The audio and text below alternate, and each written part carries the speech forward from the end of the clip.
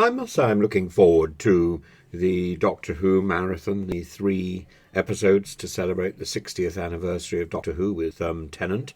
But I'm disappointed in all the publicity hype and the BBC retrospectives and the little photographs and the bits, and you scroll down and there is the history of Doctor Who. Well, not quite. You've got Paul McGann in there, in that suspicious one-off in the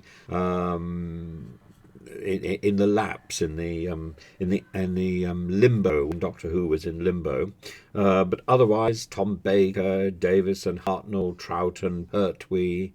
Let me see if I can get this right. The two Bakers, Tom and Colin, Sylvester McCoy, Eccleston, Tennant, Smith, Capaldi and Whittaker. You've got all of that. All of those are referenced. But what is missing every single time is the wonderful reference to the 2 spin-off Doctor Who films from the early 1960s with the remarkable Peter Cushing. He didn't feel that the Daleks were particularly fine adversaries. There was a lot of unnecessary hammy dialogue, and his sidekicks in the first film, Roy Castle, without the trumpet, and in the second film, Bernard Cribbins. And Bernard Cribbins, of course, comes back later on in the reboot, and I think he's in one of the episodes we're going to see in the next few weeks, and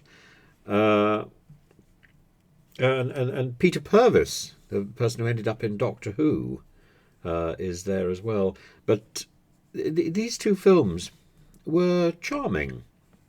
The Daleks were a little clunky, but there was a lot of effort put into setting up these films, if not a lot of money or a lot of time. But they were, I think they were filmed on one of the largest stages in Shepperton Studio. I think a stage which was considered the largest in Europe at the time. And I remember seeing those films quite early on. I don't remember if I saw them in the cinema, if I saw them first on television, but they had an effect. And as I say, Peter Cushing was charming. He did make a lot of very odd films, but he was linked to the Hammer Horror stuff and to Amicus, and these were Amicus films, and they were mostly rehashes of series which had already taken place on the small screen, but without videotape. There was no way of revisiting those series, and this was a wonderful way of having a much bigger a bigger screen experience and a longer exposure to the fantasy. And I think they were a great boon, and it's a great shame that the BBC overlooks them. I don't know whether this is a copyright thing or whether they are doomed to be forever moth-eaten at the bottom of some disused box. Certainly Tom Baker, the first Baker, was not very keen on them.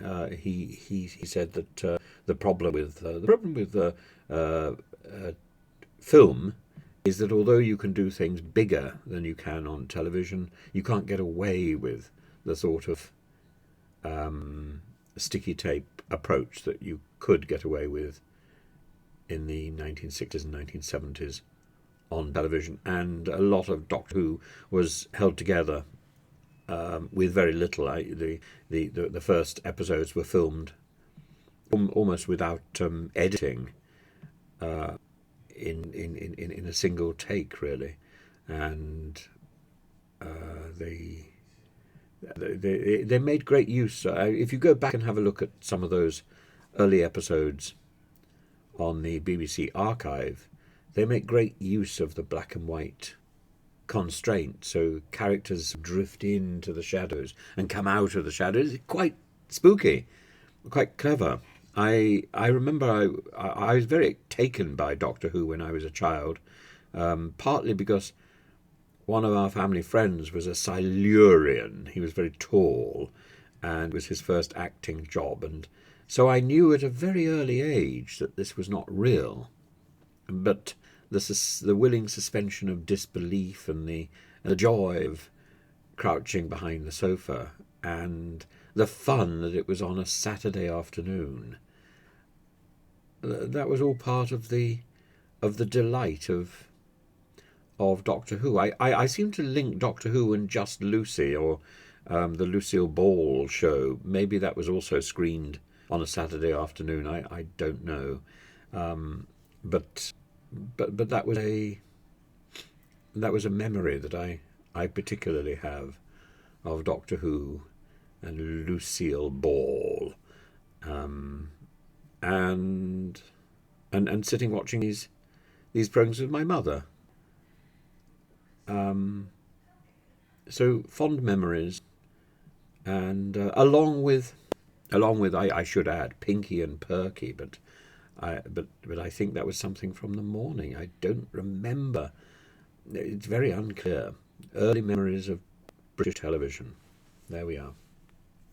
Oh, and Fanny Craddock.